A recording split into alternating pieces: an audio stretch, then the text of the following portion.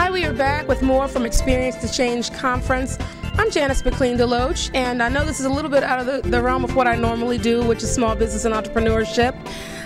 Today, this is a cause that just we really need to talk about and really need to cover. It's HIV awareness, AIDS awareness, and domestic violence. Both that affect not just me, but all of us. And I have the pleasure of having one of the guests tonight, Martha Munizzi. Some of you may be familiar with her. And for those of you that aren't, she's going to tell us why we need to know who she is, okay? Martha, let's introduce yourself. Okay, I'm Martha Munizzi, and I'm a wife and a mom, and I lead praise and worship. I'm a recording artist and a minister, and I travel and sing, and God has just blessed me with a great ministry and a great family, and I'm just blessed to be here. And a great voice. She's very modest.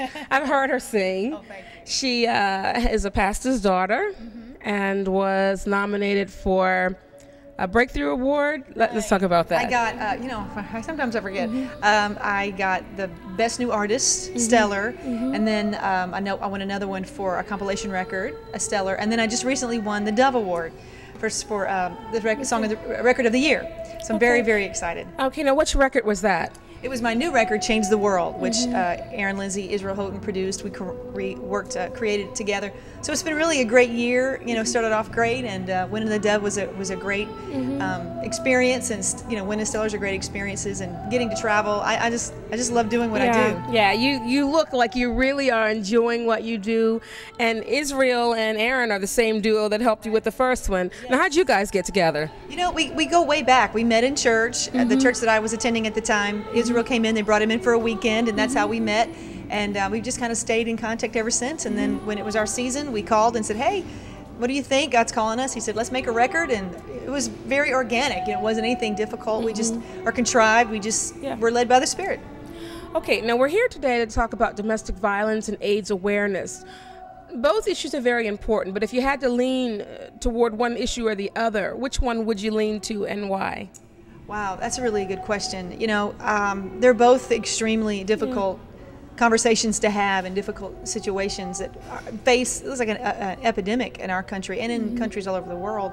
I would maybe say that HIV/AIDS is something that's really sweeping our nation, but it's also affecting nations all over the world. People that are dying, by the millions. Orphans being left. I think there's 500 million orphans, or some crazy, maybe not that many, but crazy amount of orphans in different countries. And it's just sad. We just got back from Nigeria, and just being in another country where they battle that's what, like we would battle the flu in different countries. They battle HIV/AIDS. We don't understand. We have so many doctors and nurses and disease drugs and things that we can do to help cure the diseases that we have, but it seems over there, if you don't have money, you die. And it's a very sad situation. And I really believe that we as ministers, as believers, that's what we are to do. We are to help solve and serve the needs of those people, and bring whatever we can, any kind of hope, when you think about, I work with World Vision, and when you think about what it takes. Now let me ask you, what's World Vision? Could you just tell me what that is? World Vision is an organization that is all over the world, and they are a Christian organization that feeds and clothes and educates and works with people in every country. They're just absolutely amazing. They go into countries like Ethiopia, where the picture that you see is desolate, absolutely dried up, nothing there, and within 5 years it's green, and people are back in the community, and they've built schools. I mean, really, they do an incredible work, and so I want to contribute as much as I can with my money, with my resources. But